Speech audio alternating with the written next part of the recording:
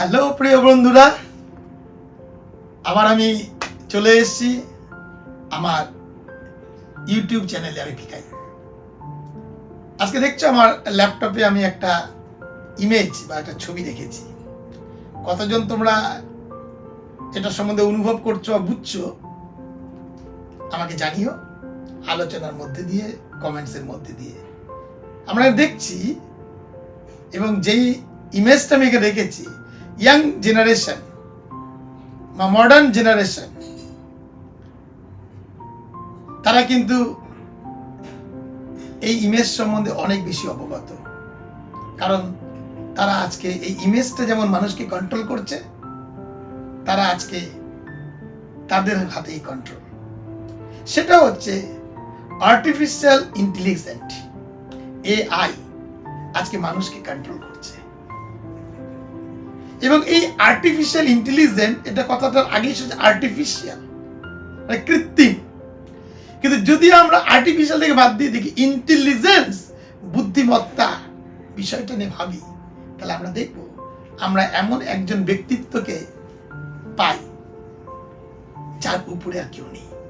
তিনি omnipotent, omniscience and omnipresence, মহান, সর্বশক্তিমান, সর্বজ্ঞানী, ত্রিকালদর্শী, সর্বক্ষেত্রে বিরাজমান। তার উপরে আর কারো ইন্টেলিজেন্স নিয়ে প্রশ্নই আসে না। কারণ যিনি 6 দিনে সমগ্র পৃথিবী সৃষ্টি করেছিলেন, এবং আজকে আমি যে কথা বলছি বা এআই যিনি কন্ট্রোল করছেন, দ্য ফাদার অফ এআই, তাকেও তিনি সৃষ্টি করেছেন। কারণ তিনি মানুষ। এআই কিন্তু মানুষ কন্ট্রোল করছে। একটা আর্টিফিশিয়াল টেকনোলজি কে তৈরি করা হয়েছে এবং একটা ডোমিন সেটাকে কন্ট্রোল করে। কিন্তু যিনি সমস্ত পৃথিবীকে কন্ট্রোল করেন, তিনি মহান, সর্বশক্তিমান।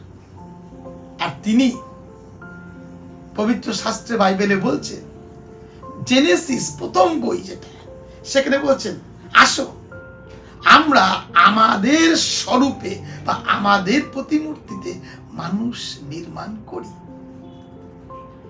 ঈশ্বর এই মানুষ নির্মাণ করেছেন, তিনি আমাদের সৃষ্টিকর্তা।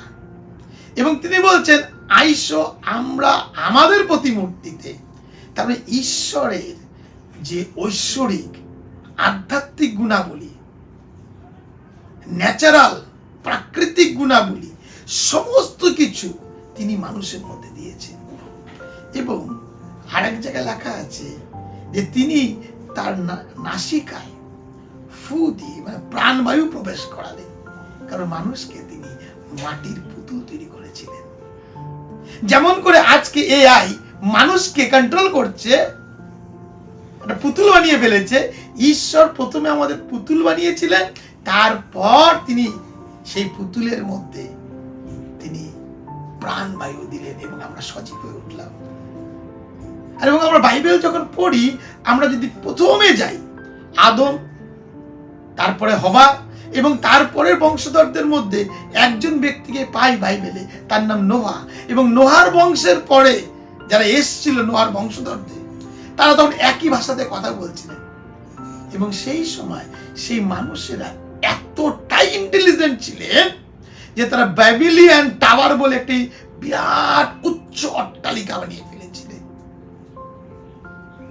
ঈশ্বর দেখেছিলেন এমন একটা পর্যায়ে মানুষের ইন্টেলেকচুয়াল চলে গেছে যে মানুষ ধরাকে সরাজ্ঞান করছে, এবং ঈশ্বর তাদের মধ্যে ভাষার প্রভেদ সৃষ্টি করে দিলেন এবং তাদেরকে পৃথিবীতে ছড়িয়ে দিলেন। শুধু আমরা যদি মনে না করি এই এআই তৈরি করে বা ডোমিন তৈরি করে, যেমন মডার্ন আইফোন, সিরিকে আপনি যা বলছেন সিরি সব কন্ট্রোল করে না। সিরি সেই ডোমিনটাকে প্রজেক্ট করা হয়েছে এবং সেটা মানুষ বানিয়েছে। তো বুদ্ধিমত্তা মানুষের, আর মানুষের মধ্যে বুদ্ধিমত্তা কিভাবে এলো?